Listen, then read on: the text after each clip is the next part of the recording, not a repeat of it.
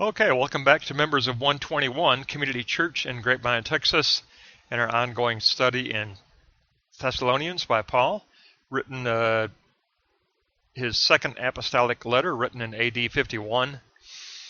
We're into 2 Thessalonians now, and we are into chapter 2. We're going to take a look at verses 6 through 13. We're going to take a look at the restraining of the lawless one.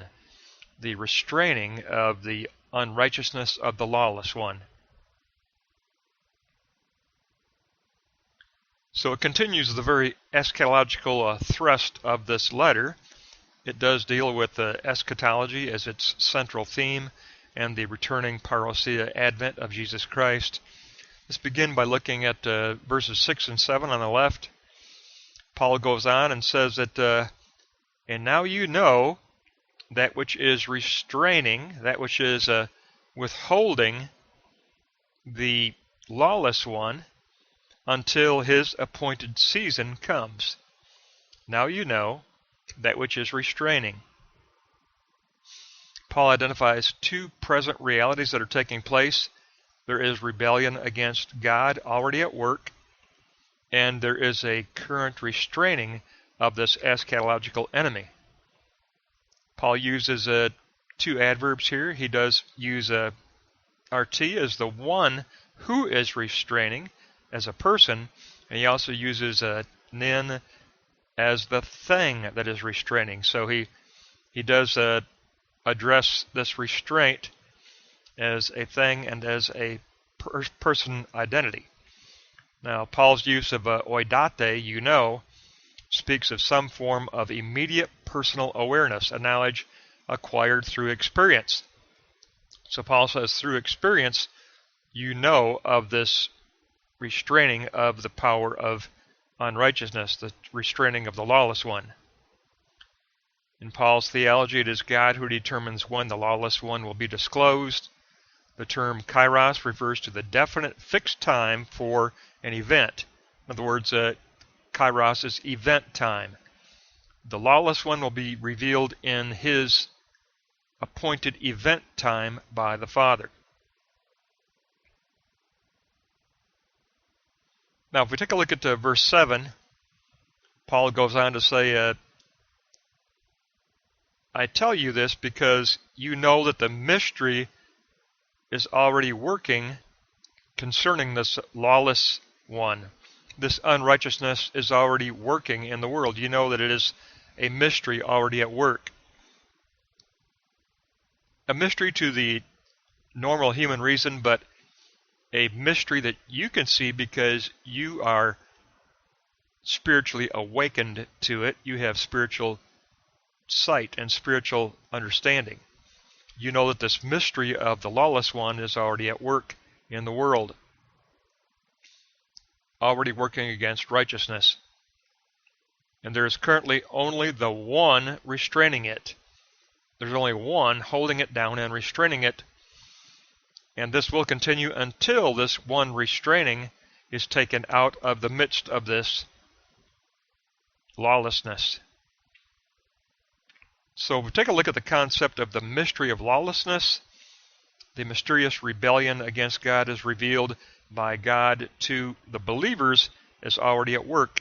They're aware of it because they have spiritual insight as to this presence. Now, the dual identification of restraining thing and restraining person, we can take a look at a cross-reference here in Daniel 12, 9, and 10, which describes lawless conduct of those living in the last days. Paul's argument follows the entire eschatological scheme of Daniel chapters 10 through 12, where tribulation comes upon God's people, and Michael, the archangel, restrains the lawless one and the lawlessness. It's Michael, the archangel, that restrains the lawless one. So restraining thing and a restraining person both point to Michael, the archangel, which and the Daniel passage, which Paul would be very familiar with. He is the restrainer, while the mystery of lawlessness is at work. Paul was a scholar of the Torah. He studied it under Gamaliel. He was very familiar with the prophecies. He was very familiar with the prophecies of Daniel. He was very familiar with these texts that talked of the restraint of Michael the archangel, who was restraining unrighteousness and restraining evil. And Paul says this will continue until the appointed time comes, which will be the appointed time by the Father, and then the restrainer will be pulled away. Now let's move on and let's take a look at verses 8 and 9 in the second block. And Paul goes on to teach the Thessalonians that, and then will be revealed the lawless one, whom the Lord Jesus will consume, completely abolish, and take away. The parousia, returning advent, will result in the abolition, destruction, and the taking away of the lawless one. He will do it with the breath of his mouth, and he will annul or do away completely with the lawless one by the appearing of his parousia, returning advent, because it'll be an epiphany. It'll be a bright epiphany which shall show forth the full doxa glory of Jesus Christ, and a bright epiphany, and this bright epiphany of the parousia, returning advent, will destroy and take away the lawless one. The use of passive voice here emphasizes the fact that God controls the revealing of the lawless one. It'll be in God's appointed time. We can cross-reference Isaiah 11:4, where the prince from David's house will slay the ungodly with the breath of his lips. It's from the breath of the lips of the Son of God. It's from the breath of the lips of the parousia, returning advent of Jesus Christ in his full doxa glory that will overcome, destroy, and take away, overcome, destroy, and take away the lawless one. It all will occur at the epiphania of the parousia, the epiphany of parousia, returning advent. So it's a compound term, but the epiphania to parousia, the epiphany of the returning advent in full doxa glory. So if you look at verse 9, we'll go on to look at verse 9 here, and it says that this being the one coming through the work of Satan, this lawless one, who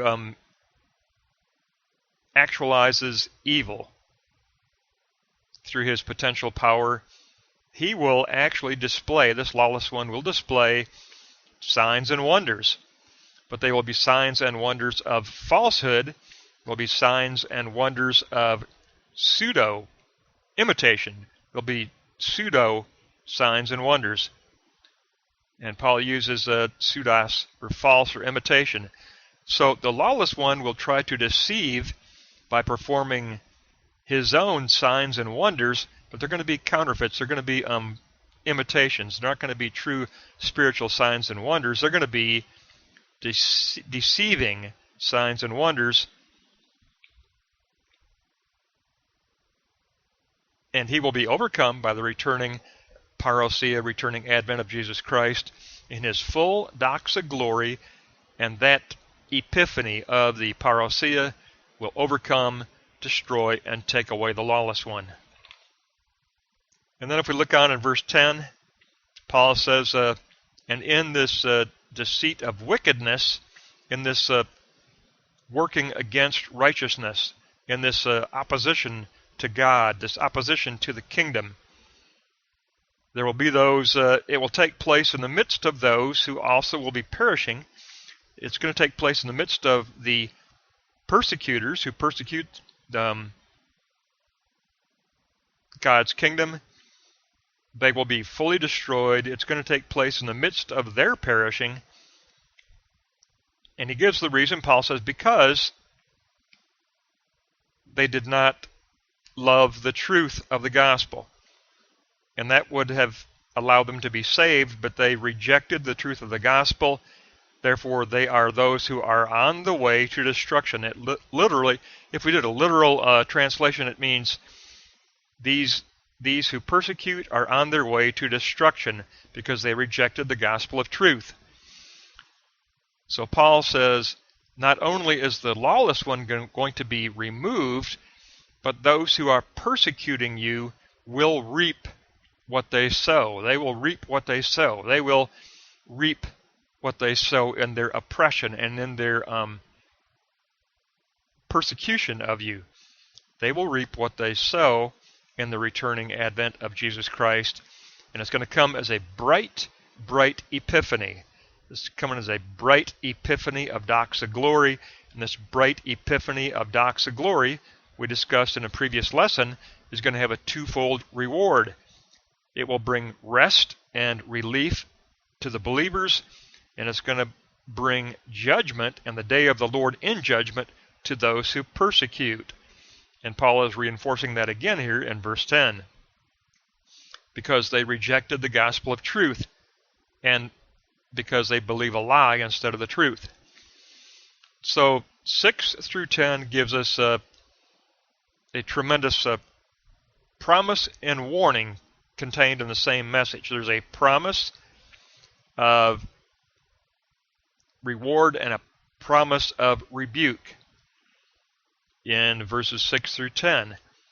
And it's going to be administered through the epiphany of the parousia, returning advent of Jesus Christ.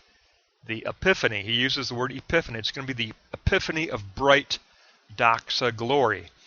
And this bright epiphany of doxa glory is going to rescue believers and rebuke persecutors.